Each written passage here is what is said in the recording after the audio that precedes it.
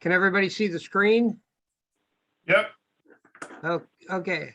Well, my notes kind of got out of order, so I'm going to go without my notes, but we'll leave plenty of time in the end. And I've sent a copy of this to your coordinator, so you should be able to relax, not take notes or anything.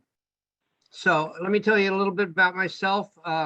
I retired about 10 years ago, and in that process wanted to take on a project. I'd had bees for most of my life. When I was young, I lived on a farm. We had orchards, so we had bees. And probably about when I was about 14, there was a guy out in the white suit working on the bees, and I walked up to him and said, "What are you doing?" And we all know where that goes. And so 50 years later, I'm still sticking my hands in beehives. It's one of those things that you just really can't give up, even though at times there was probably a good 15 years where I didn't have bees. So when I came back into bees, I was in Sacramento, California. And I really didn't believe that beekeeping had changed that much since I was young because of Varroa. I thought it was probably a little overstated. I had a rough couple years before I got that under control and realized that it hadn't been overstated. And in that process, I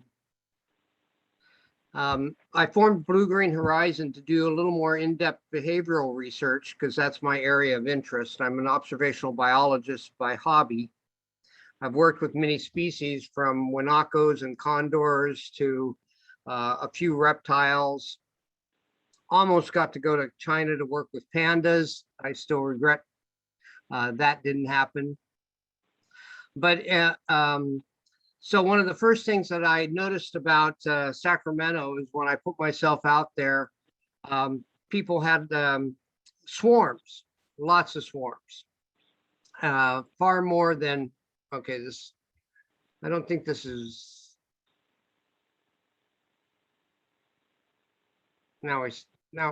okay, now it's cycling, sorry about that. Anyway, the first week I put myself out there, I got 3 swarm calls and 6 cutout referrals. And so I realized that Sacramento was a little different from where I was up in Corvallis, Oregon, where we get maybe a half a dozen swarms a year. And if somebody had a cutout, we grabbed a 6-pack and some potato chips and made a fun afternoon of it because it was so rare. Maybe did 1, 2 a year at most. Down here, we now do hundreds of recoveries a year, probably close to 100 to 150 cutouts, and probably about the same number of swarms. That's because there's a very unique situation here in the Sacramento Valley. We get 2.4 million hives move into the Sacramento Valley in February. And if you can imagine a good beekeeper, only about at least 5% of your hives would swarm. Well, that's putting out over 120,000 swarms get released into the Sacramento Valley every year. That's obviously a unique situation in the world, and it required us to take a much more serious look at how we recovered these creatures because of the huge numbers that we had to deal with. So this is part of a 5-part series I do on the various relocation methods and tools involved. This first one is public space swarms. Now in your particular area, it's probably some of this isn't as important as it is here, but here in Sacramento, we're recovering a majority of the swarms in very, very urban areas. Including parking lots, middle of Folsom Prison, very unique places. And that required us to take a really serious look at how we could have a very calm and controlled retrieval of these swarms.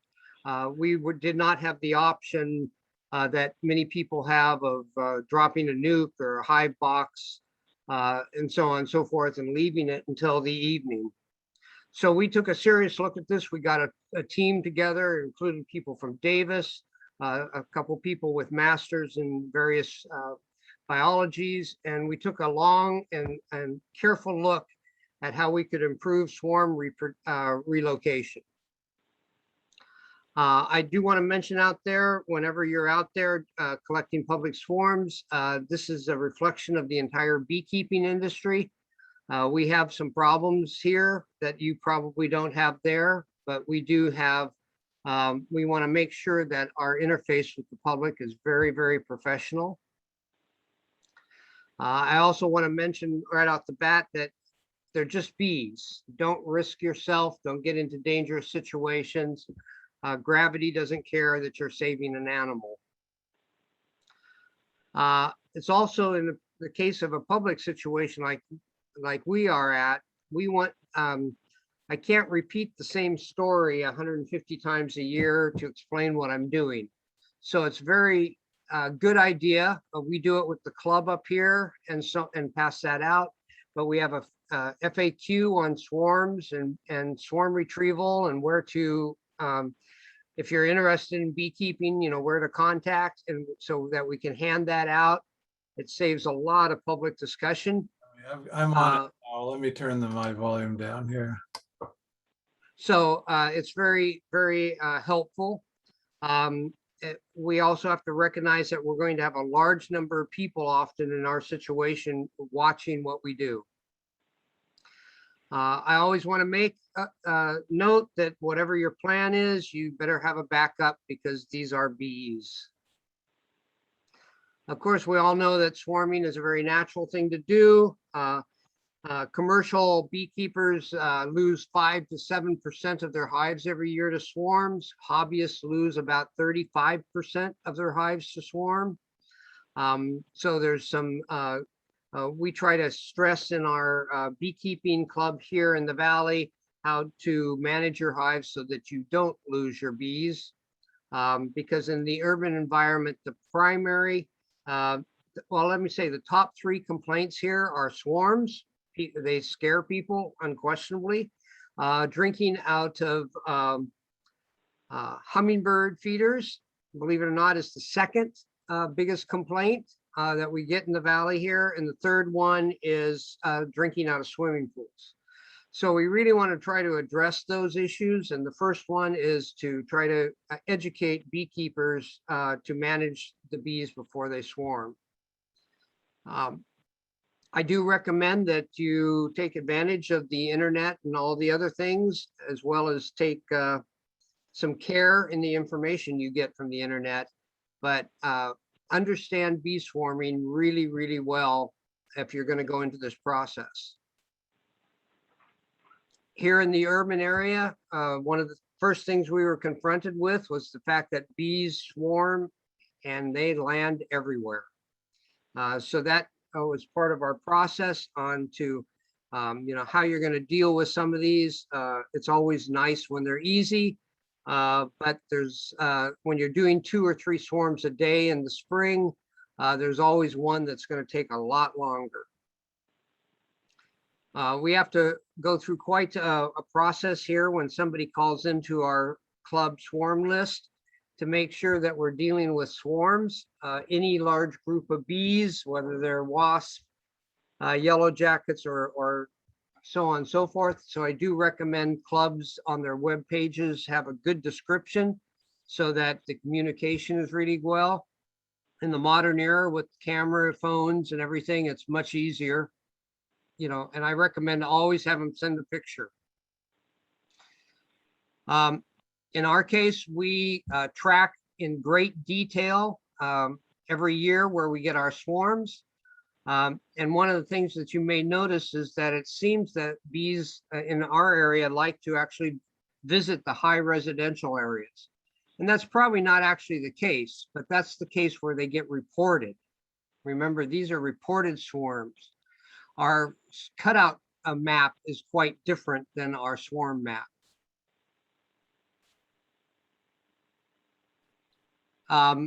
So when Blue Green Horizon got this board of people together, The first thing we wanted to do was to really understand how mankind had dealt with swarms and what knowledge. That took us way back to as many ancient documents as we could find, as well as artwork. Then we went on to review all the current methods and available tools, watched plenty of YouTube, enjoyed some of it, cringed at others. And then the third thing was to test and build a system that we could easily repeat in the urban environment with a great deal of confidence. History tells us that swarm retrieval was the primary function of the beekeeper in the old days. Half of their effort was in swarm collection. They went to enormous lengths. I think most of you have seen quite a bit of the old artwork.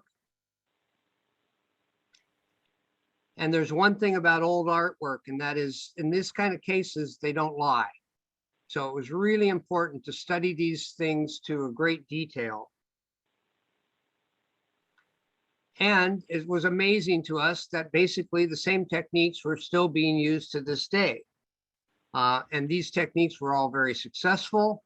But what we wanted to do was come up with a system that would work with the high numbers that we deal with. As a kid, or when I was younger, my favorite method of retrieving swarms was a frame of comb.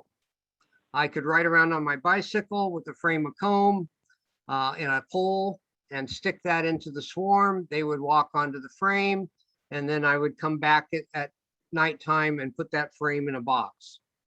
It was a great fun thing to do, although I got kidded a little bit when I went to school with, you know, a 15-foot pole on my bicycle. But the urban area here in Sacramento, when we're dealing with, like I said, as many as 3 to 5 swarms a day sometimes, there was a lot of unique situations that we dealt with, multiple calls, crowds of people, and the urban environment is everything from construction sites to old homes to public schools to train stations. Bees seem to land in just about any place possible. The other two things we had to deal with when we collected these swarms was we needed to be able to do this relatively quickly for public safety reasons. And for the same reasons, we needed to look like we knew what we were doing. This was not the place where we were going to drop a hive from 30 feet up and hope it hit the box and gathered. The urban environment is not very appropriate for that kind of situation. Of course, we all know the whole key is the queen. And what we want to do to control the queen is to work with bee biology. I'm not out there trying to capture them. I'm not out there trying to corral them. What I want to do is lead them. And by leading them, I can do it in a calm and very gentle manner with a high rate of success in terms of both time and the public conditions that we deal with. So by using this and planning, we can perform a swarm catcher in the McDonald's parking lot without causing any great urban situation. Also, we needed to keep in doing 3 to 5 a day. You can imagine it's a little hard to carry around 5 deeps in the backseat of your car. So we needed to develop a way that was very easy to use that we could do in large quantity. So in going back to how we all catch swarms, we know there's so many ways to do it. I've done it in everything from a garbage bag, because it was all that I had, to you know, the old favorite of a 10 frame with 10 frame deep. But what I wanted to to do is always remind myself that what I'm trying to do is work with the biology of the bees. I'm not trying to fight them. So our system basically broke down into four categories. We wanted to settle them. And by that, I mean, we want to get them from, we do not want them to abscond or take off again for a second flight. So what we want to do is control them and settle them so that the queen issues the proper commands. So we want to use then a container for them to walk into. We want to make it a home. And by that, we're converting it from just a catch in a bucket to the bees getting to work. If I can get the queen to convince the bees that they're home and they need to get to work, I am controlling them. And then the end of the day, of course, we have to collect it. So by using all the methods, I think you guys have seen dropping into boxes, buckets, so on and so forth. What we wanted to do is combine all those methodologies as an effective techniques with the materials of the present in such a manner that we could assure ourselves of a high success rate. And that system we call the Queen's Throne. And if you haven't seen it, it's a fairly simple device, but it's basically a combination of a scion, a nuke box, a bait box, and a package that we can close up for easy transportation. We wanted to come up with a system that was inexpensive, and we also wanted to be able for people to make their own very easily. The process of this started from my original use of a frame. It's a very, very effective way because I know that if I put a frame up into a swarm, that the queen has to check out that comb. And by has to, I mean her behavior requires her to check out that comb to see if it's a proper home. The problem with just a frame on a stick was a lot of bees. It was out in the open. I would knock bees off when I brought it down from the trees. So the first thing I did was build a frame container. That worked really well. I still try to use it once a year just to remind myself. But that still had the thing that I had to take it out, put it into a box, et cetera, et cetera. So what I wanted to do was develop the lightest possible nuke box that I could, because I'm going to stick it up on the majority of swarm calls here in the urban area are probably 15 to 20 feet, with many of them going up 30 feet. So I needed to be able to lift something very, very light all the way up to those bees. The first thought you might think is put a frame in a bucket, but I'll tell you, a frame is heavy. And at the end of a 20-foot pole isn't very easy to control. So over 4 or 5 variations, what we discovered is that it takes very, very little comb for the queen to be forced to go to it. In fact, you can see here in the picture, I think the first one is my very first throne I built. But we use only about a 2 by 6 inch piece of brood comb. And that is enough. There's some other benefits we'll talk about later, but it's enough for the queen to, I kind of call it the cabin. You know, when you go to the lake cabin for the first time in the summer, how everybody's excited to be on the trip and everything. But the second mom puts her foot in the door, she starts telling people things like, oh, we need to sweep, somebody wash the kitchen, let's take the sheets off the bed. And everybody obeys her, because if you don't, the list just gets longer. The queen bee does the same thing as soon as she lands on new comb. She issues pheromones that tell the bees to get to work. If she tells them to get to work, we no longer have a swarm, we have a hive. And if we have a hive, we can control it.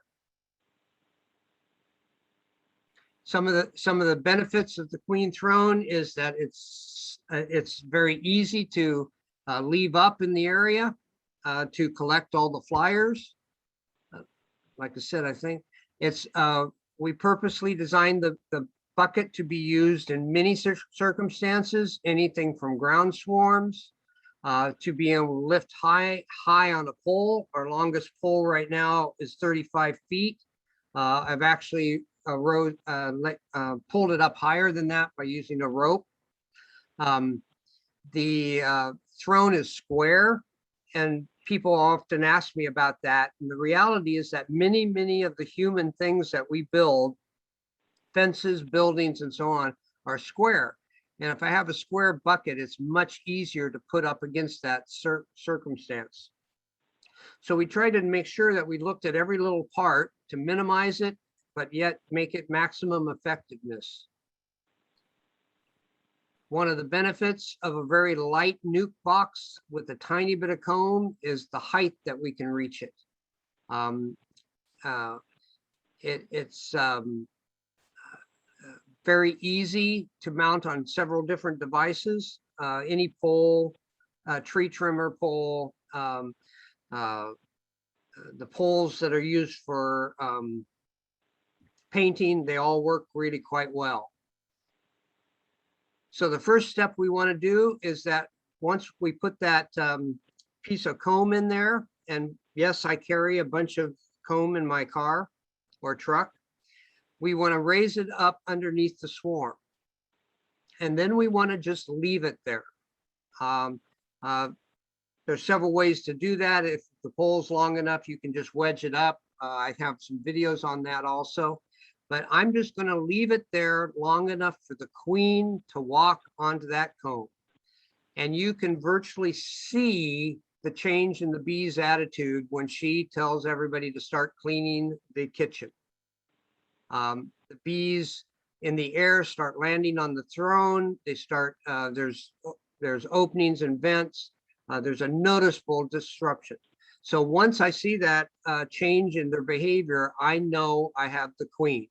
She's safe. She's down in that little section of comb, and I can then slowly lower the box down.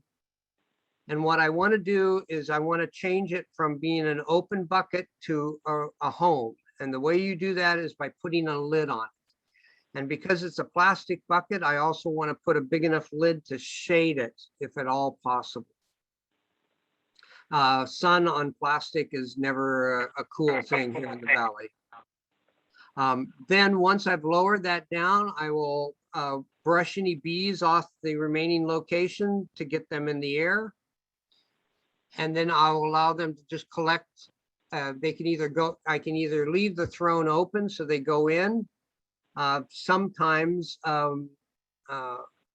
there's more bees than will fit in the throne, so I have to make a few little adjustments. One of the things that we often do when we collect it after dark, because we'll leave it either hanging in the tree or on a pole nearby. Or if it's in the morning, we may be able to catch them all and take it right with us. But I'll just use a battery-powered vacuum and clean off the outside of the bucket. The transportation, oh great, no picture. Sorry about that. Anyway, that bucket closes up just like a good package that you might buy someplace. So it's very easy. This was a few pictures of the buckets in the car with their lid on. I've had as many as 4 or 5 of them in the truck at one time. And my partner frequently comes home and finds maybe 8 or 9 of them in the bathroom. They're very good. Bees rarely get out of them unless I accidentally leave something open, but they're very easy to transport. I've left bees in them for as long as 10 days. There's ability to feed the bees in there. And if the weather's bad or something else, I'm going to just leave them in the throne. There's also a side effect of leaving them in the throne, and that they start building wax on all the parts, which is just an additional attraction when I go to use it the next time. This seems out of order. I hope I'm not missing one here. But when you leave the scene of a swarm retrieval, to make sure that you've got the bees. Here in the urban situation, leftover bees can be a problem for people. So you don't want to have to come back and get a golf ball size or a soccer ball size of bees. Make sure you take all your tools, make sure you leave handouts, and most of all, make sure you leave the people happy, because again, we're in the situation of this is the most public aspect of beekeeping there can possibly be. You're dealing with scared people usually, so on and so forth. So I guess this is kind of close to the end of the slides. I think a couple are missing though. We also have some videos and other things on our scions, which I recommend everybody use. We use a special entrance that we've designed over time to reduce robbing. We believe it's far closer to a natural entrance and has huge benefits. I will provide some links to your manager, and I think we'll go on to taking questions, because I think I went through that pretty fast. So I'm going to unshare the screen and we'll go to questions. So one question I was thinking of is so the brood comb is just comb, right? It's not actually live brood. I actually, because of the number of cutouts I do, I love using a small piece of brood that has either larva or something in it. There's always scraps around.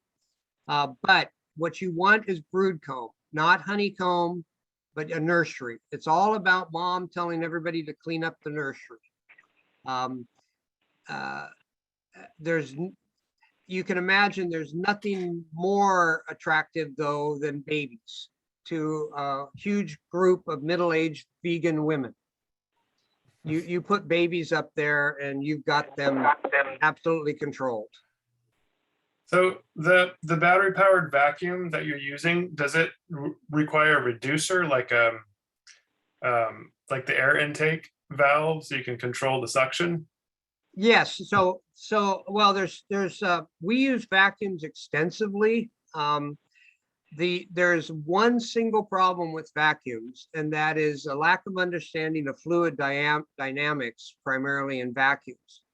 If you, let's say, have a vacuum, a shop vac, that's a very common thing, and you're reducing it by constricting the diameter of the flow, you are not changing the pressure. You're just changing the rate of flow. If you suddenly stop that by, let's say, putting your hand over the end of the tube, you're going to get a full drumming of full pressure of that beehive, of that vacuum cleaner. That could be 30 or 40 times over what a bee body can handle.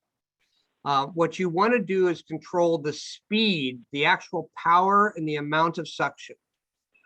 You can do that two ways, either with if you're using a 110 volt system, you can use a rheostat. I have this on my Facebook. And what we want to do is we want to turn our volume down to such a low level that if a bee has all 6 legs on the ground, we don't lift it. But if it lifts one leg, we can suck it up.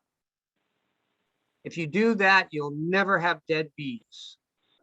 You know, it's kind of like going to the water park. It's a little scary, you know, that big ride, but you end up at the bottom with all your friends and everything's fine. So on the battery powered vacuums, we control them by severe reduction of the incoming air, because I can't change the speed of a battery motor.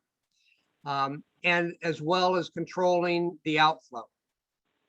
If you don't control both the in and the outflow, you're going to get hammering death, which is probably the primary cause of bee deaths in a vacuum, outside of just plain way too Impact powerful. trauma, yeah.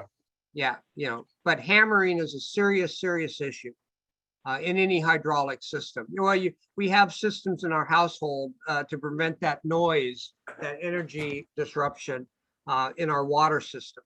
And they do that by having air pipes to absorb that, compression. So with a vacuum cleaner, you need to control the speed of the motor or the inflow going and the outflow, not just one or the other. You have to control both. Thank you. And I do have stuff on Facebook on the portable battery vacuums that we use. What size is that? A 5-gallon bucket? The Queen's Road? My favorite buckets are frosting buckets, which you can get at a bakery. They're food grade, white, and about 4.2 gallons. I would imagine they measure out to some specific liter, but they're very, very good buckets. There's some cat litter that come in square buckets. Some of those are a little bigger, closer to 5. But again, I don't need all the bees inside the bucket. I need the queen in there. And I need something light to go 30 feet up in the air at the end of a fiberglass pole. Right. So what I kind of want to basically say is what we're doing is using all those connectings. I'm sure you've all seen videos of bees marching into a nuke. And of course, the first thought is, well, I'll stick a nuke up on a pole. Well, that's a little on the heavy side. In fact, 5 frames of comb isn't very light at all. So that's why we went through this process of how little comb do we need. So if you want to just jury rig something up, with a regular 5-gallon round bucket and so on and so forth, all you really need is a small piece of comb in that bucket to come into physical contact with the swarm, because the queen's not going to fly, but she will walk, and they can smell comb a long way away. So a piece of comb in the center of a bucket, and she will walk down there. I see somebody asked what a scion is. A scion solves one of the biggest problems of swarms in the apiary. Bees rarely go directly from one hive to another. They almost always land someplace. And of course, when you get called out to a swarm, it's trees, bushes, side of cars, swing sets. They land in a lot of different places. Well, scion is giving them a place to land in your apiary. And basically, I don't know if any of you have had this experience, but you'll go, well, every time my hives swarm, they always go over to this tree. Because once bees do that, it becomes a landing spot. So a scion is basically, we use a stick that we rub brood comb on, and then we pull it up into a tree firmly. It can't swing. It has to be firm. Bees don't want to be swung off. And then we hang those to both ends of our apiaries, and that gives the bees a place to land. Well, then if we've got an empty box nearby, they're probably going to go into the box, but they need that place to land. What I don't want them to do is go a half a mile down the road and land, and then expect them to come back. That's a long way. So by scion was the oldest methodology. It started, there's several methods. One was the rags that they used to filter wax or honey. They would hang up on fence posts and stuff to dry or to clean, and bees would frequently land on them. So humans being smart, they said, I'm going to stick that someplace convenient. We know bees like to be 15, 20 feet up for protection reasons when they form a reproductive cluster. So we put our scions up there on a rope. I think I had a picture of one, but I do have a thing. And then the bucket top scions work really well because the bucket top protects them from rain, which early in the year is always an issue. And then you can just lower it down, put it in a 5-gallon bucket, and and then go dump it, into a hive.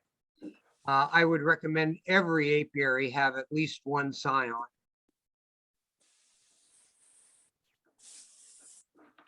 Awesome.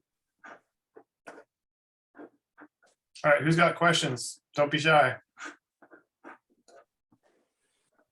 A question about that little piece of PVC that you had attached to the side of your bucket to slip the pole into. What's the best way to attach that to your bucket?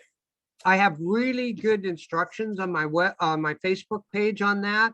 I use 3 screws, and there's a small piece of wood on the inside of the bucket. The top screw is long so that the pole doesn't go out the top. And then the 2 smaller screws, attached to the 1x2 that's inside the bucket. On each side of that 1x2, I put a tiny piece of plastic foundation. And then I use that plastic foundation as kind of a clip to hold that little piece of comb. Let me see if I can go back and share that picture here. Hold on a second.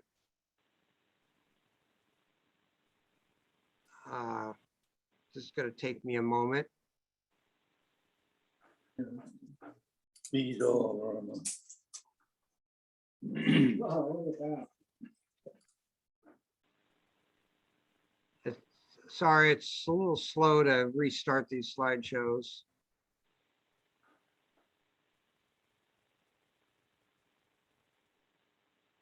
I have to go through each slide.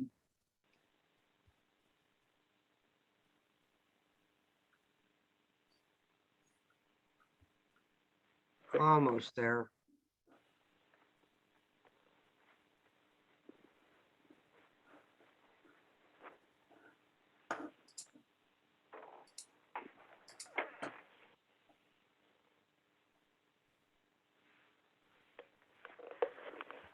I hope.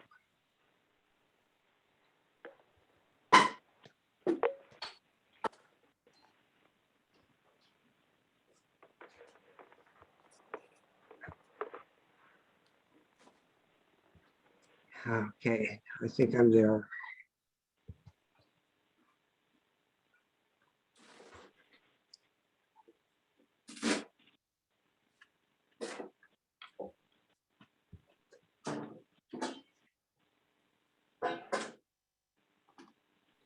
Almost.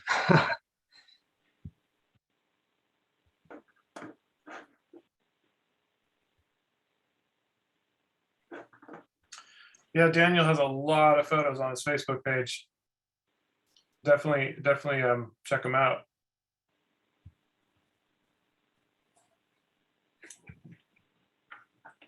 Yeah, swarm season's over, dang it. Yeah. Well, we're in what we call absconding season now.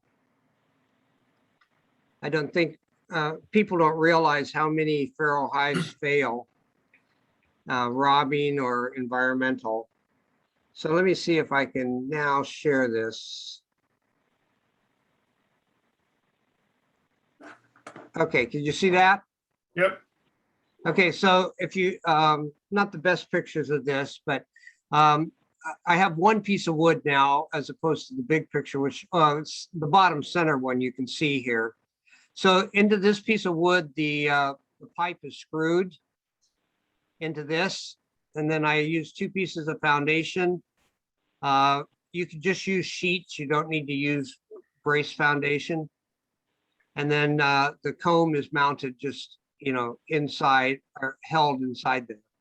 So one hole is an entrance and the other holes are have 1/8 inch hardware cloth. Well, you can, I use 1.5 inch circular vents, and I have 3 or 4 of them, as well as a large vent in the top of the bucket. Uh-huh. You can take out any of the vents.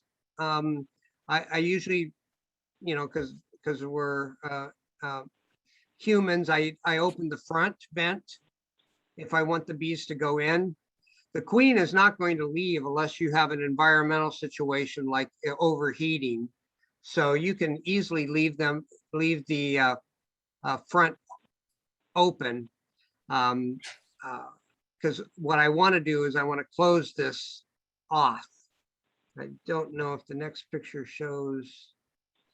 Yeah, so here's a picture. I've got a roof on and then some shade cloth here, but this opening is open right there for the bees to get into.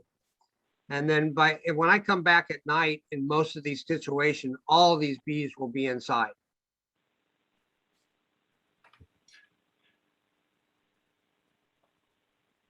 So you can see here's a top with the big opening. This is currently what I'm using. I found here in the valley that I need a lot of ability. I also have a little 12-volt fan that I can set on that. Sometimes one of the benefits of the throne is that I actually weigh these before and write on the side of them what their weight. You can see here on this top one, here's the weight of the top written. And on the back side, I have the weight of the throne. That way I can weigh them when I take them home to determine the size of the swarm. It's pretty easy to get 3 to 5 pounds of bees in there. Some swarms are bigger, and then I either put the throne inside a bigger bucket or I use a vacuum cleaner. But you can see these bees aren't going anywhere. There's nobody in the air flying around crazy or whatever. They're in there working.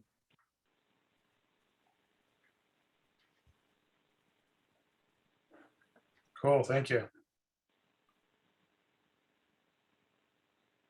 How's the pole supported on the ground? Is there a tripod, or if you're not Well, I holding have, it? in most cases, this is an expandable pole, and I will just, another reasons for a square bucket is a round bucket is really hard to wedge up against a tree limb because you only have a small, if it's not perfectly square, it wants to slide off. Where a square bucket is much easier to wedge up against a tree limb. And I just wedge it up there with a little bit of force and it will stay. I do have a speaker tripod that's used for outdoor speakers that I use. You can also a little duct tape next to a ladder or once I lower it down to a shorter pole, that pole I just stick it, I drive a piece of rebar in the ground. I have a 3-foot piece of rebar. I drive in about a foot, and then the pole slips over the top 2 feet of that rebar. And I'll either leave it on a pole like that, or I'll hang it from a small rope near the same location until nightfall. Or you can set it on top of the fence. There's a nice square bucket's pretty easy to find a place to set. How about you put a metal hook up on the top onto the side of the bucket? You could hook it over a branch. Yeah, I have some big 4-inch S hooks I've made out of thick copper wire.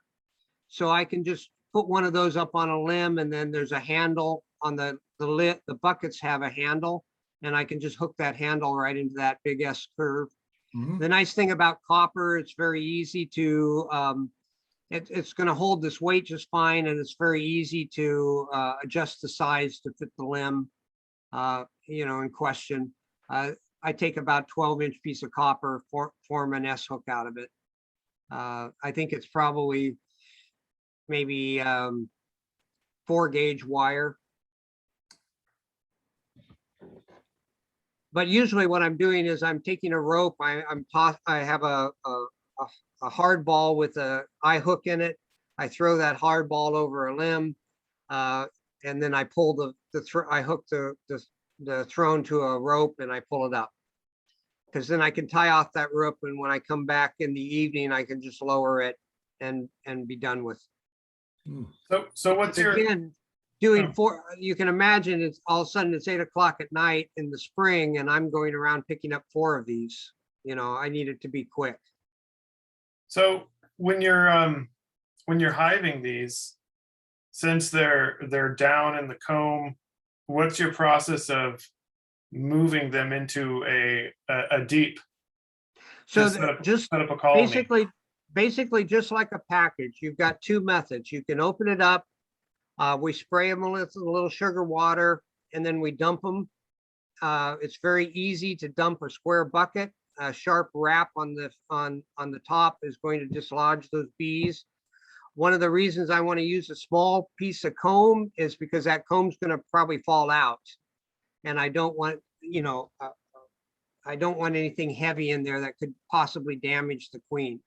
I'm gonna shake the bucket down, and then I'm gonna turn it over and dump it. Or you can remove the bottom vent. That's one of the reasons I have a bottom vent, both to make sure water drains out, because we do get some swarms when they're in rainy weather. So I wanted a bottom vent to make sure that any water would flow out. But you can take the bottom vent off and then just set it over your inner cover hole, and the bees will migrate down. Oh, So much like you would be, let's say, turning a package over in a medium on top of a deep. right. Just turn it over, put the queen, the queen's going to go down to the brood. Now, if you wait and leave them in there for a week, they may not go out the bottom hole, because by that time I'm feeding them, they're building comb. The throne is their home, and I'm going to have to dump them. Yeah. We frequently will find eggs. They'll build enough comb in a throne in a week. There's sometimes, like I said, as much as you'd like to be prepared, a week of hiving 20 swarms, there's a lot of side work, getting all those boxes ready and stuff. So they may stay in the thrones for several days, and we'll come out with several inches of comb and eggs in them. Wow. Because Thank what you. we're trying to do again is convince them that this is home. So silly question, what do you do with all the swarms? Well, two things. We have a lot of bees. I also donate probably about 30 to 50 hives a year to nonprofit groups. There's a program for vets to get bees. We provide them to Girl Scout and 4-H groups and other nonprofits. We have to provide them to nonprofits. Our volunteers, and I work with many people on the swarm list here in Sacramento. We make sure our volunteers have the bees that they want. But as you can imagine, there's not really a shortage for a couple months up here.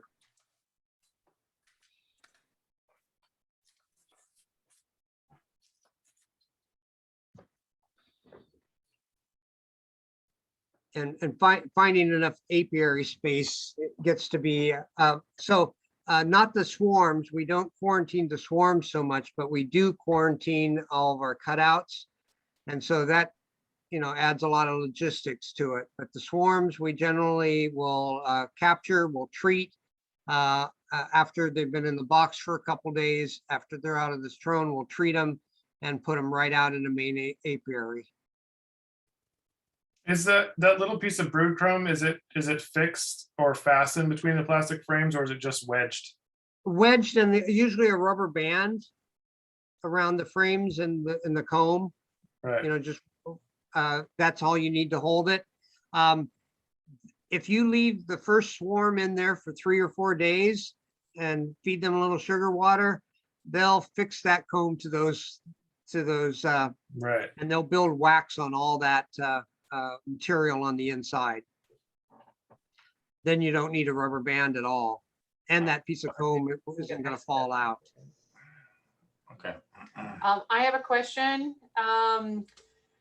What about the temperament of these swarms? We don't know where they come from. Is there any danger or testing if you find Africanized bees? Any I want to say Extra defensive? running into that? So Africanized bees have not migrated this far north.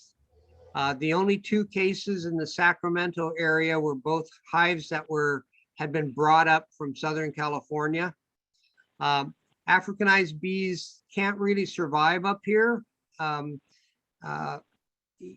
There's kind of a very interesting reason for that. And they used to think it was cold weather because Africanized bees don't store as much, which isn't really the case necessarily, but Africanized bees fly in the rain. And so if that rain is cold, they die and they lose their foragers. If in a tropical situation where the rain is warm, you just hang out on a leaf for a while and you're fine.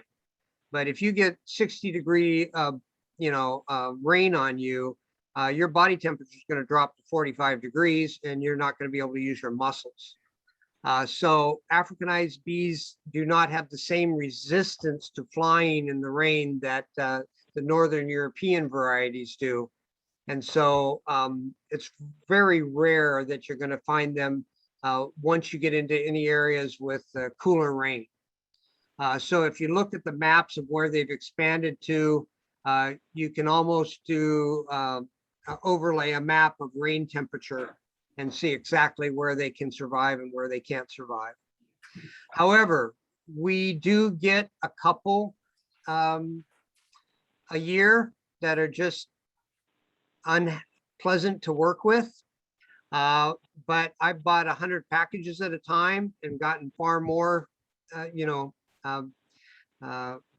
bees, even though they were all Italians. There's a lot of variation in bees. And we're talking spring forms. Now in the fall, we frequently get much more aggressive bees, but these are abscondings in the fall, not reproductive swarms.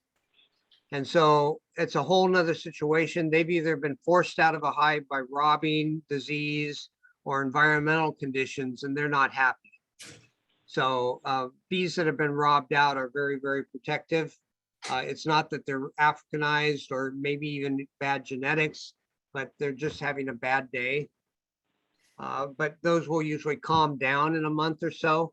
But in the spring, 1 or 2%, I would say, which isn't really too bad. So it's not something we're generally concerned about. However, I will say that we replace a lot of queens. And this is for research reasons more than anything else. But probably half of our swarm queens will be replaced in the fall. When you collect your swarms and you treat them, are you using exolic vapor or are you using the dribble sponge method? I'm using a dribble, an extended release dribble. I'm probably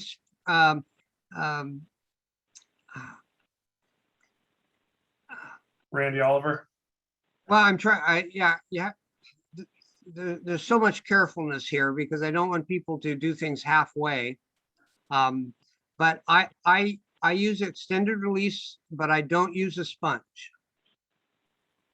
So I did use towels for a while, and in communication with Randy, he went on to we needed to get more OA in the hive than we could get soaked into a towel.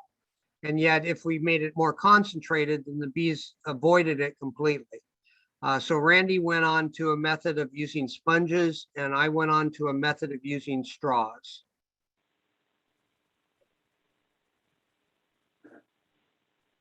But we both put about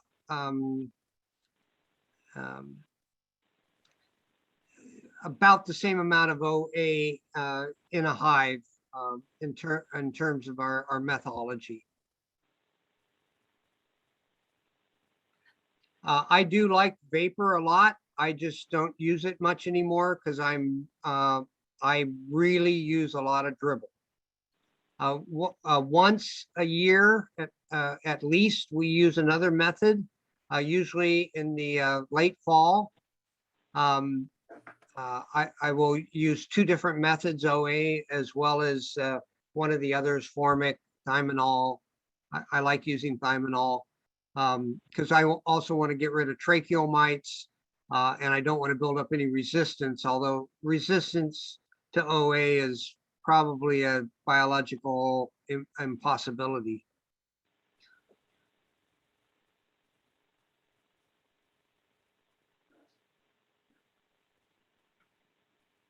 So any other questions? We can, I'm going to stop the share here.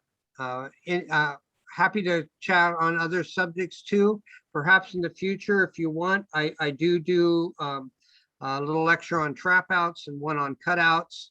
And for people that are interested in doing those procedures in a little more calm and controlled method. Well, thank you so much. One other question was, you use the same brood comb year after year? I'm assuming since you're doing so many cutouts that you always have fresher brood comb to use for your queen thrones. Yeah, well, a piece of brood comb is easy, particularly if you let the bees stay in the throne for a few days occasionally. It's going to be more than enough for the swarm season. I do tend to clean out boxes or the thrones, particularly in the fall. And anytime I run into a possibility that the bees have been sprayed, and with abscondings in the fall, I don't know. So I do tend to clean out any of my equipment that I use, vacuums and so on and so forth. Again, with the numbers we do, we run into, and I'm sure you will even in your area, people will say they never sprayed the bees, but they have, you know, and so they may have sprayed the outside or so on and so forth. And I do not want to transmit that to the next group of bees that I vacuum or thrown or anything. So I do clean them out a lot in the fall.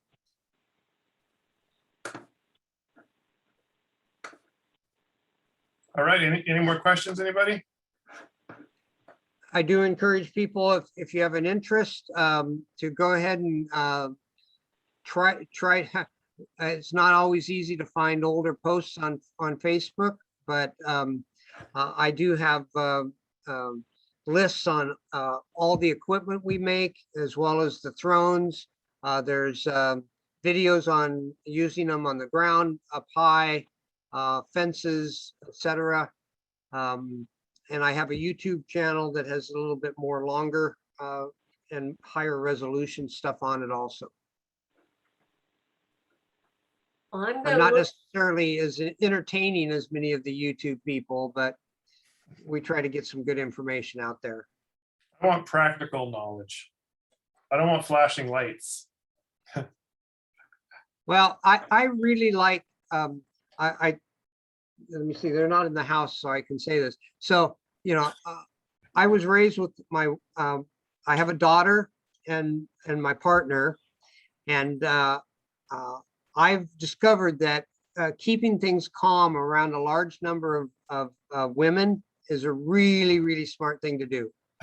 And so we really stress, how can we do this in a really calm, gentle, safe manner? So I'm not going to drop a hive with a shotgun. I'm not going to, now, one thing I do in public, which I probably don't do when I'm not in public, is that I always suit up. And the reason is I'm now responsible if something goes south, you know, if somebody gets hurt or whatever. And so I always want to be capable of handling the worst situation. Or like you said, you could run, it wouldn't be unusual, very common down in Santa Barbara, to run into a swarm that's Africanized. And so they swarm so easily. They're far more swarmy than other bees, 2 to 3 times more. Not uncommon for an African hive to swarm 5 or 6 times in a year. And so I always want to be able to be like so calm, and I'm talking to people in a soft voice, and I'm trying to make this look as just as boring as possible. And because that benefits us all. I have a little story. I thrown some bees that were in a little parking strip or a traffic strip down the center of a little area in Fair Oaks. And they were about 5 feet up. I put them in a bucket, and the bucket was sitting on the ground now, and the bees were down. And a little girl and her grandmother came up to us, and I was talking to them for a while, and the little daughter told me that her mother, when they take a walk before her mother goes to work every morning, and her mother only lets her pick one flower, so she has to leave the rest for the bees. And I thought that was really sweet, and I thanked her for that and everything else. And again, I'm passing out my FAQ. I'm trying, because people stop. You're in a bee suit in the middle of the street. Going back anyway, about 15 minutes later, the little girl came back out, and she had in her hand the flowers that she had in her vase in her room, and she wanted me to give them to the bees to feed them. Now, we all know that bees aren't going to get any food off that, but I had no choice, right? I had to walk over to the throne, open the lid, and put those little flowers in it. But as I call it, we call it we used to call it the Willie syndrome off of the Free Willy movies.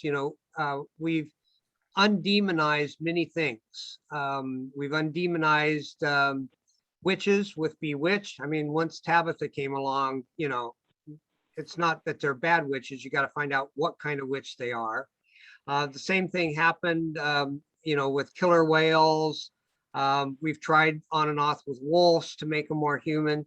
Probably the vampires now. We have to, if you run into a vampire, you got to decide. And so what and we also have a problem now. You can't tell your little 4-year-old kid to stay out of the forest because there's ogres in there, because he'll yell Shrek and run to the forest. So we're trying to do the same thing with bees. We're trying to make sure that the next generation really understands the importance, and that they're not something to be scared of, but there's something that we can deal with really calmly and gently. And bees respond to that, in my opinion. It's pretty easy to do an inspection if you go slow. There's not always times when I can go slow, so I use the smoker a lot more. But I really, really like it to be calm. I got a question. Sure. There's one on the chat about your method of oxalic acid with straws. Well, yeah, so I'll briefly describe it. It's really pretty, a little more than I can go over in a simple Zoom thing. But so the problem we had with towels was that they were effective, but not quite as effective as we thought they should be. So what we figured out was the bees were actually getting rid of the towel a lot faster than we thought, which means that they were carrying out most of the OA outside and getting rid of it because it was soaked in the towel. Well, Randy went on to put in a sponge. And of course, we all know what sponges are, and that is they absorb liquid, right? So they hold a lot more. He can now put one sponge in, and instead of getting 3 to 4 grams, we're getting 25 grams of OA in a hive. But a sponge is designed to hold fluid. And so when you take that sponge out, it still might have 15, 18 grams of OA in it. So my thought process was, what holds liquid but gets rid of it easily? And that's a straw. And so what I do is I fill straws with OA, and then I refrigerate them. In fact, I freeze them, which turns it into, let's say, a toothpaste-ish type substance. Once it's warmed up, it doesn't come. And so by putting the straws in, the straws then get warm, slowly leak the OA out, You know, so think of it as a very slow dribble. It takes 3 weeks or so, but when I remove that straw, and each straw holds about 5 grams of OA, I have less than 1 gram of OA left in that straw. So it's, I'm using straws because I can more effectively get more OA into the bees over a long period of time. A sugar water dribble gives you 3 to 5 days of protection. Vaporization lasts for about 18 hours. Now you're going to get mites dying for longer, but the OA vapor is a very short-lived product. And what we want is longer because OA doesn't penetrate brood. So if I put a straw in there that's essentially dribbling out, each straw is dribbling out 1 gram of OA a week, I'm covering that brood period quite effectively. And if I go so if every time I open a hive for inspection, I just replace those straws, I keep a continuous background of OA in that hive, preventing any major population gain. And this again comes from a livestock theory, but I usually convert it to, I talk about dogs. So if you take in a stray dog and he lives in your house for a week or two, and you figure out that he's got fleas, you can't just put drops on that dog. You've got to spray the yard, you have to bomb the house, you got to shampoo the dog, and then you can put the drops on. So what we want to do is basically make sure that the hive is clean. OA is not an effective, extended release is not effective in dropping a large number of mites quickly. But like your drops on your dog, if I'm putting a little OA in that hive all the time, I don't have mites if I've cleaned them up to start with. So it's really a preventative treatment, not a treatment for mites, but a treatment to prevent mites. The reason I want to prevent mites is I don't believe in the treat if they're 3%. Because like we've learned in a recent pandemic, if you leave a large amount of those viruses out there, they will evolve. And deformed wing virus, as well as 2 others, paralysis virus, etc., have evolved to no longer need to fight the immune system of the bee. The bee's immune system is oral and external. And by the mite directing it directly into the inside of the bee's immune system does not respond to that virus. That way, so what I want to do is I want to get rid of viruses. And part of that is getting rid of mites, but it also means I have to get rid of mites for a period of 120 days or longer, 2 to 3 brood cycles. If I do that, then I no longer have that virus.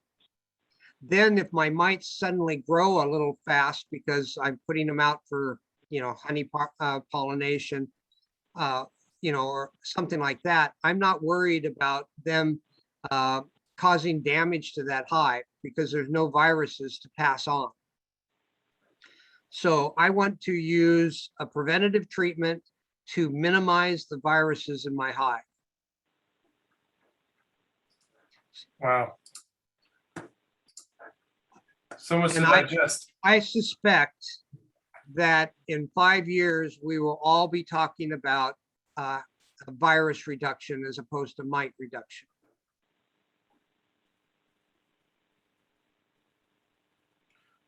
Wow.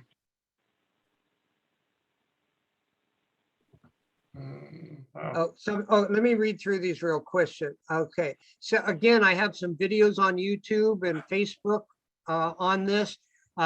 Basically, I'm putting 1 straw per 2-sided frame of bees, and I fold the straw in half and I just set it over the top.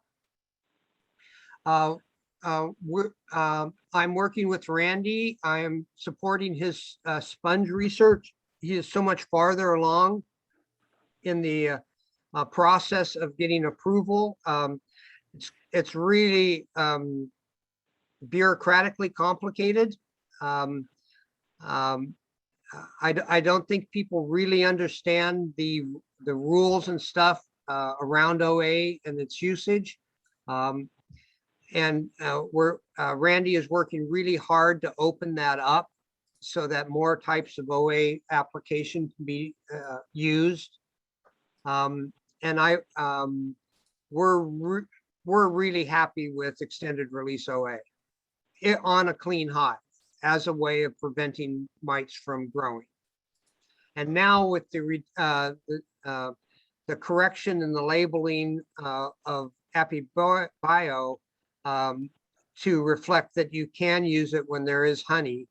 I'm not sure if people understand, but the only reason that it was outlawed in the US, or not labeled, I should say, in the US, is lawyers. There's never been any evidence of increased contamination of any sort by using OA.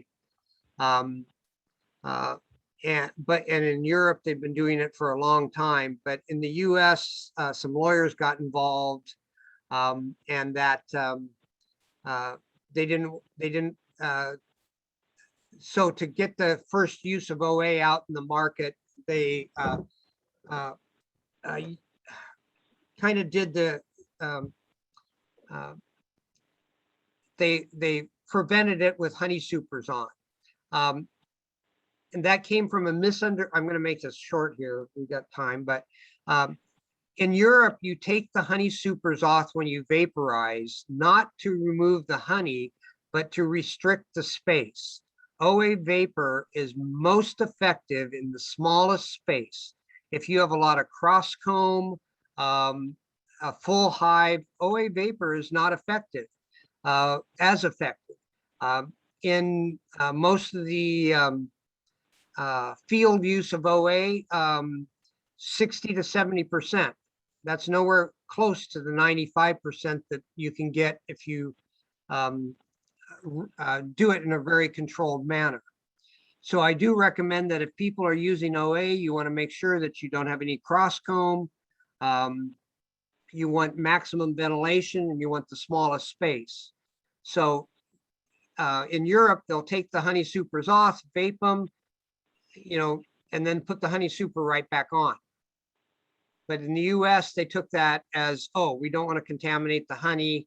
The lawyers weren't sure, so they wrote the initial labeling to not to remove the supers for the space reason, but to remove the honey supers. And it was a complete misunderstanding of the European use. So how are the straws positioned on the top of the frame? I think I said I fold them in half and just drop them over the frame so that they're each one. I also have a new method that I hope to start. I've only used on 10 hives right now, but it is OA, extended release OA caulking. And it's used in a caulking gun, and you just spread a bead on top of the frames.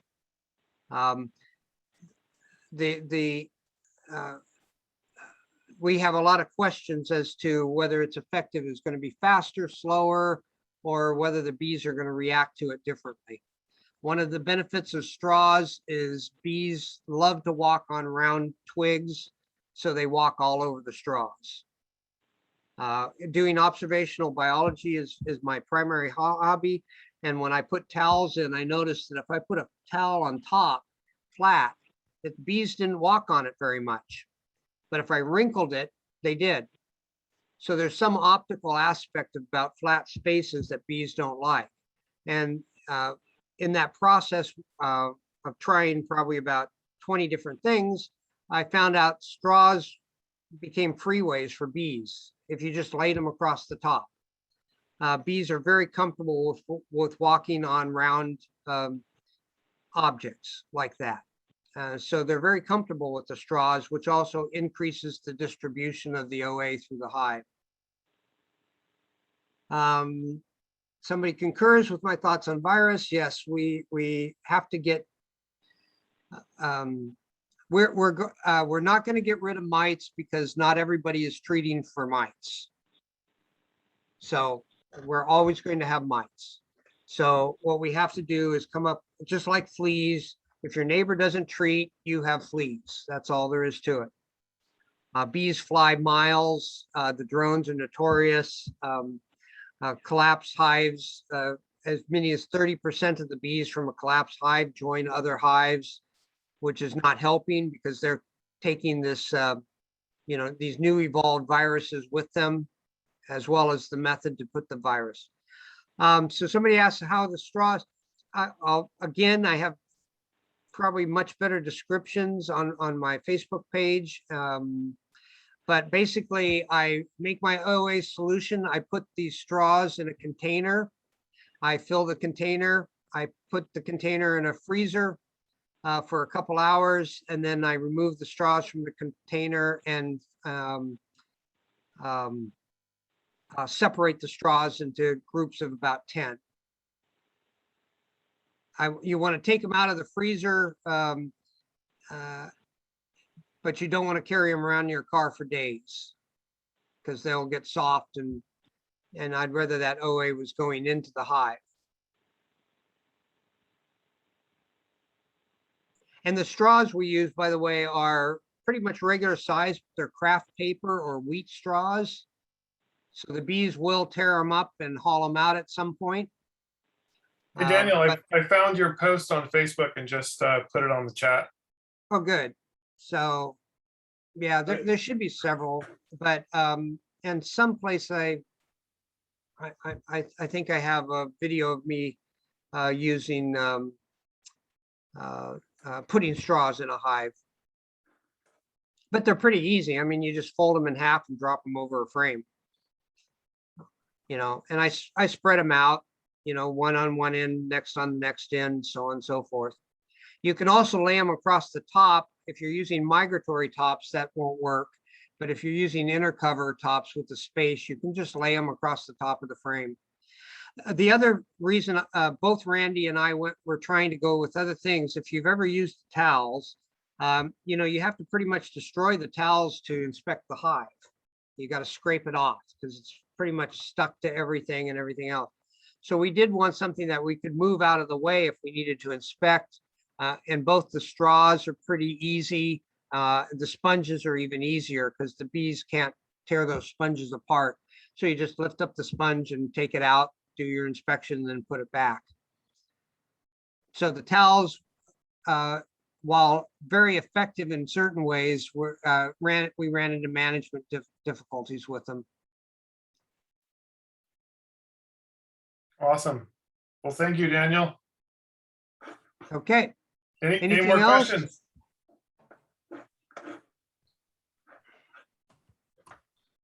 Then I can let you guys get on to business, and people can also message me or email us through our website, etc.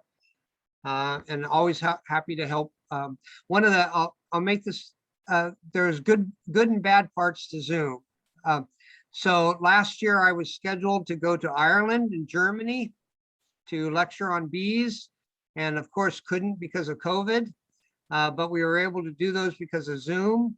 But you can imagine the cost of sending me to Ireland isn't cheap. Although I was pretty much going to, sleep on couches and stay as long as possible. But Zoom opened up the fact that I could do that, even though I couldn't travel. But the flip side of that is now it's easy for me to give lectures to smaller groups.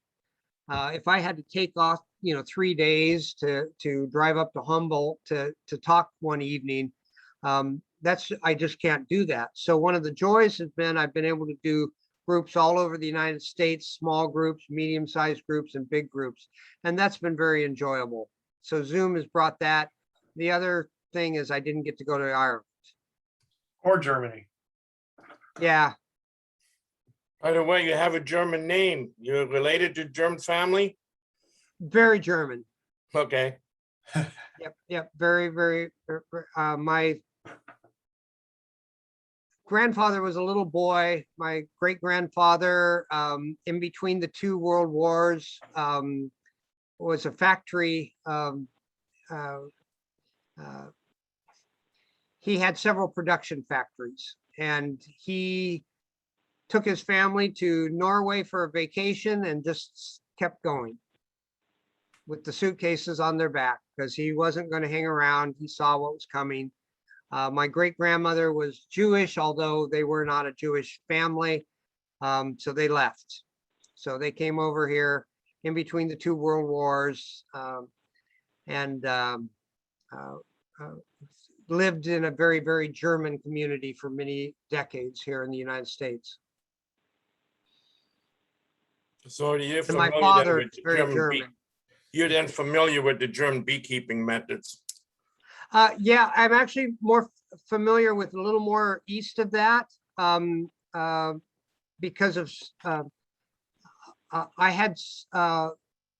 I have an interest in the bee houses. I had bees at 2,300 feet elevation in Oregon. That requires, a different methodology. So I had a bee house, as they call them.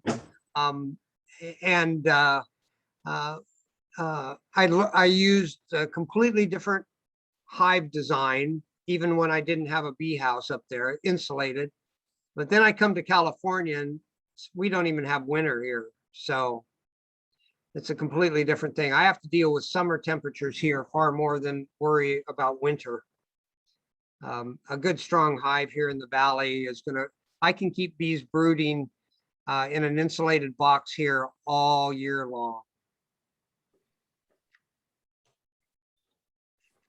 It's just very, very warm here you get down by the Delta and we're not going to drop, it's not going to drop below 45 degrees all winter. And it's pretty easy to keep bees brooding at 45. One of the main reasons they have bee houses too is that it rains a lot in Germany. And they have to deal with moisture quite a bit. So moisture is a big problem for them. Yeah, and I think because of the short season, anything you can do to have those bees active early and active late is really a benefit. That extra warmth that's provided from just, if nothing else, the windbreak, of a bee house. They're not heated or anything like that, but they're just out of the wind and of course thicker wood than I've never quite understood this, and I can get on a pretty big rant about it, but we're using mobile homes in our backyards with tarps over them in the winter. And we all live in a house that has double pane windows, insulation, ventilation control. Even Langstrom's boxes were double walled insulated boxes. And yet in the United States, because of the huge, when beekeeping became a big, big deal in the late 1800s, it was the migratory from the Gulf Coast to Canada that really made the honey. And so migratory hives, is what became popular. But before nobody had single wood hives. We have houses, we have screens on our windows, we have doors that seal. But yet in the United States, and I'm talking about hobbyists, if you're a pollinator, you're moving your hives. Weight is a critical function to your economics.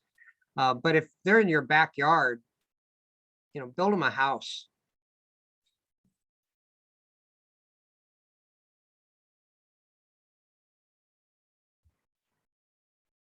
All right, everybody.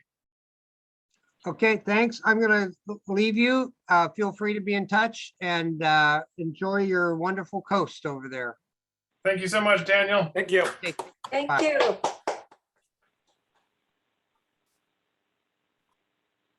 Yeah, I would love to have property to make a bee house. You Yeah, don't have more room. Yeah. you could build me a bee house. Yeah. That was a great presentation. Thanks for hooking it up, Eric. That was super. Yeah, I'm glad that worked out. Yeah, that's been getting into doing cutouts has been, you never know what you're going to get into. And then talking with somebody that's done a lot of them is definitely helpful. Eric, I was thinking about the method of him collecting the swarm.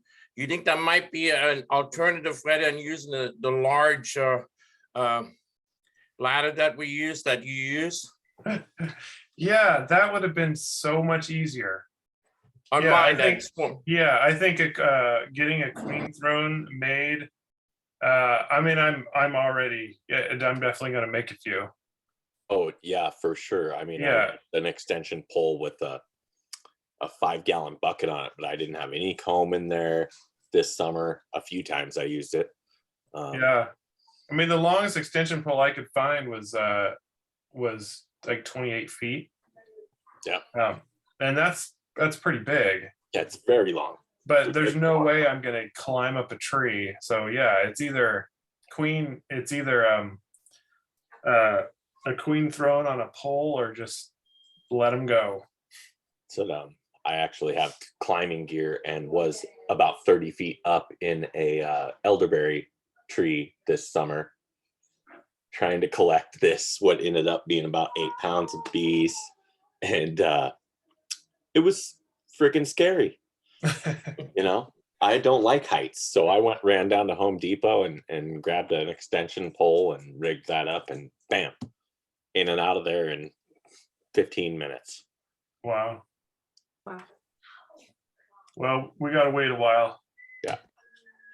I do have a big cutout that I'm supposed to do next week. The hospital got a hold of me down here, and they have an old shed they want to tear down.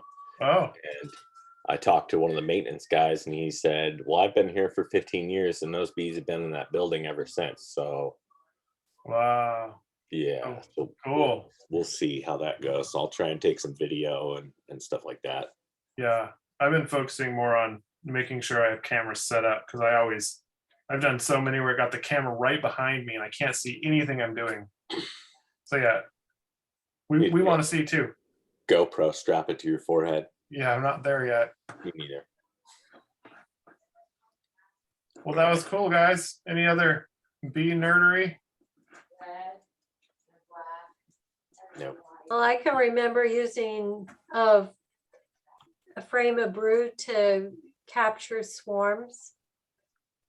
Like when I was at work and they let me come home from a lunch break to catch my own bees. And setting up a box and just taking a frame of brood out and putting it in and near the swarm. It worked. It does. Oh, wow. Yeah. I only had half an hour to get there and go back to work.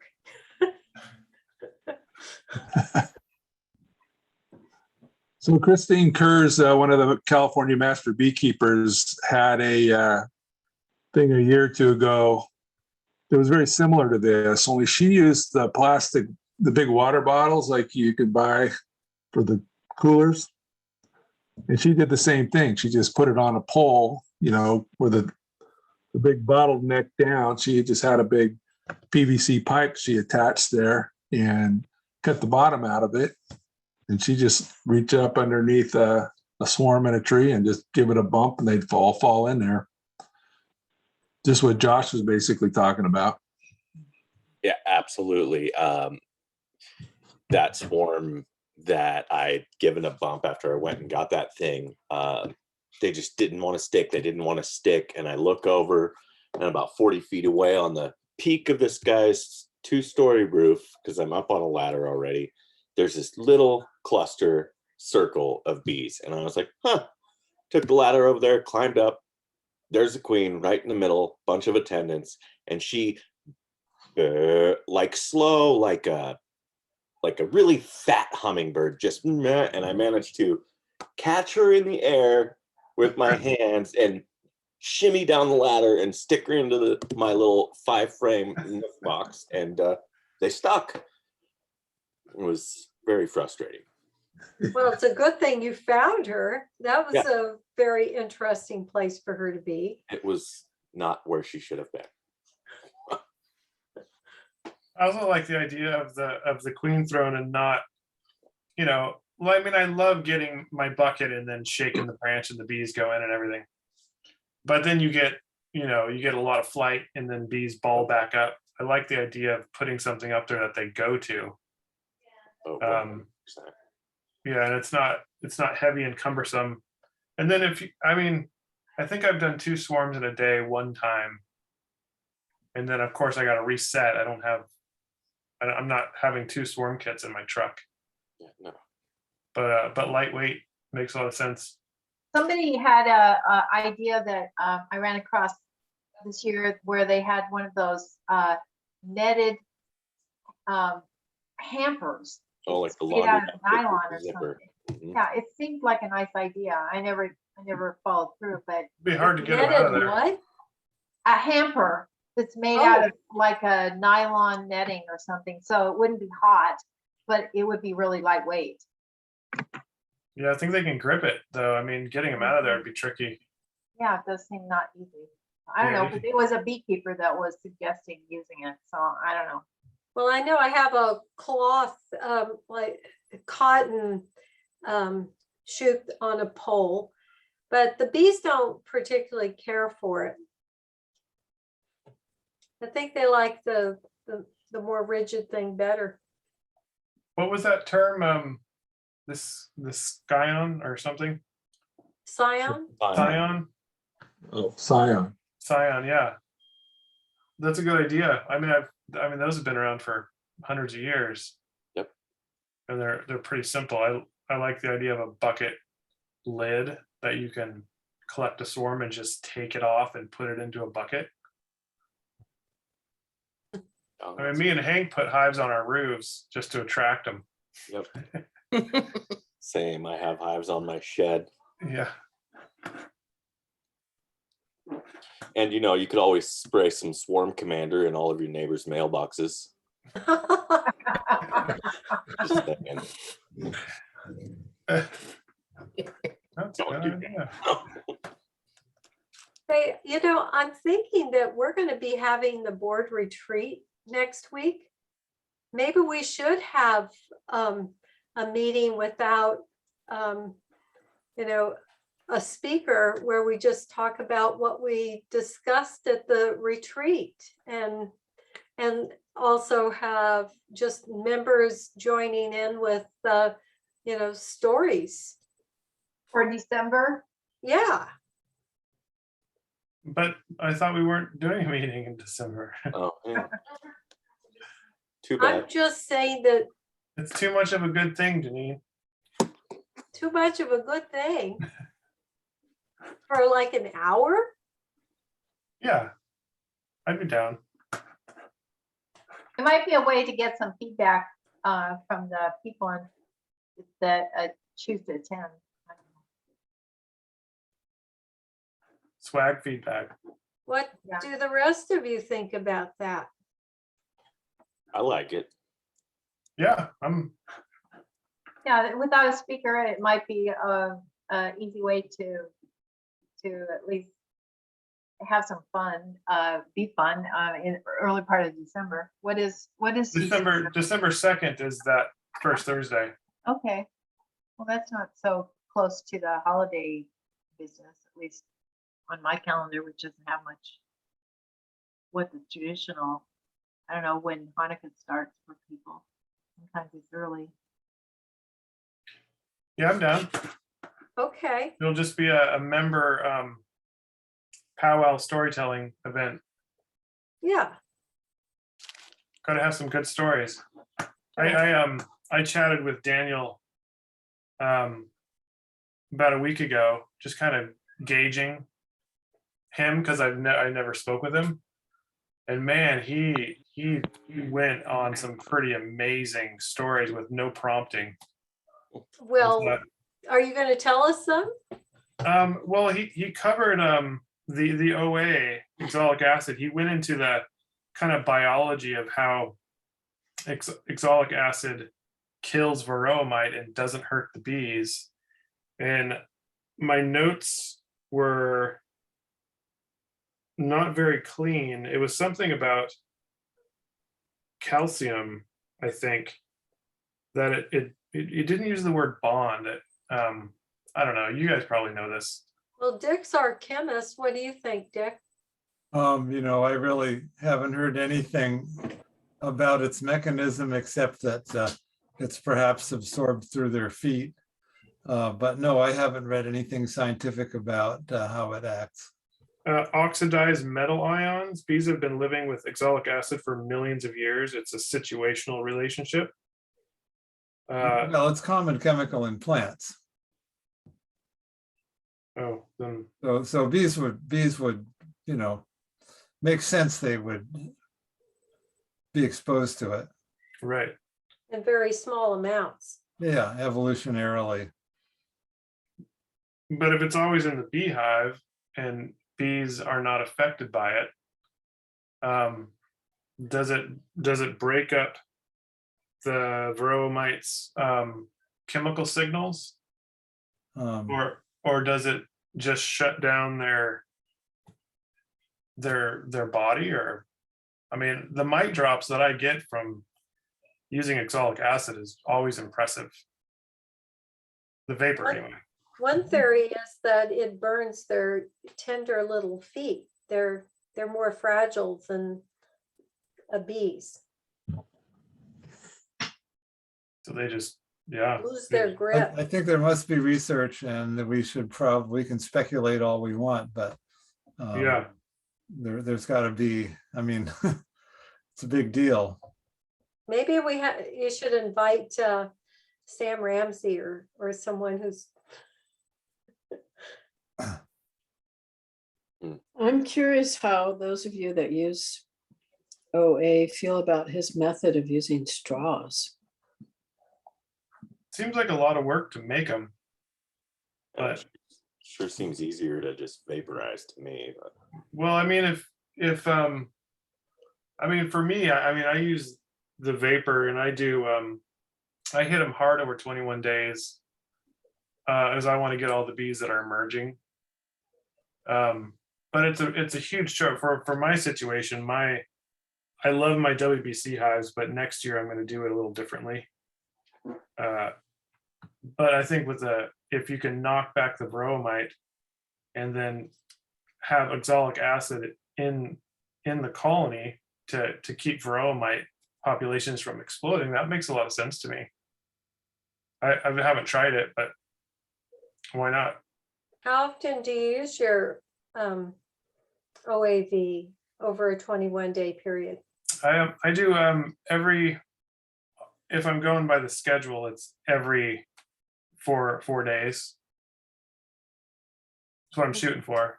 And then like Fonta was doing, she does one treatment in between Thanksgiving and Christmas. I was going to try that also. But I did a follow-up varroa mite test on one colony. I didn't have any mites in it after 5 treatments. So I'm presuming you use the consecutive treatments when they have brood, like fall or Yeah, late or something. I did it right after I pulled honey.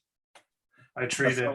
So why wouldn't you just use formic acid, which would be a lot less time consuming, let's say? Because I've lost queens before, and that just sucks. And coming into the fall, and oxalic acid is I've never lost a queen using oxalic acid.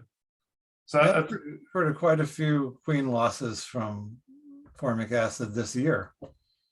I have a whole. And I had 2 myself. Yeah, so I don't want to lose a queen. I'd rather spend the time, and I mean, it's a pain. Treating a bunch of colonies repeatedly is a pain in the butt. Mm-hmm. But you just get it done, and I don't know. I've got some hives that are looking like they're dwindling already, and it hasn't even been cold. So, well, you have that new vaporizer, don't you? So you just oh man, that thing's so great. Do you just use the nail hole in the back of the hives? No, I use big 1/2-inch stainless steel straws because I'm using WBC hives. So I have this big outer box I need to get to the inner hive. Okay. So I made reducers with a 1/2-inch hole, and I stick the stainless steel straw in there. And then I you got to clean it out every time because the oxalic acid will condense. Mm-hmm. And you got to make sure that stays clean. Otherwise the little cap will pop off your tool. Yeah. But next year I want to use the WBC casings just for winter. And during the summer, I'm going to remove them all and just have standard laying straw so they're easier to treat, inspect, maintain, and then just use those big behemoths for winter. Yeah, because I just have a 16 penny nail hole. Yeah. It's a little bigger than that, and I could just stick a nail in there when I'm not treating. Yeah. So easy. Yeah. Now, in terms of oxalic acid, I was still under the impression that it's not legal in California, even though everybody uses it. It isn't. Oh, It's what I works. don't care. I mean, This whole discussion is off the record, right? yeah, I mean, Actually, I think it humble, got so- recorded. It's still recording.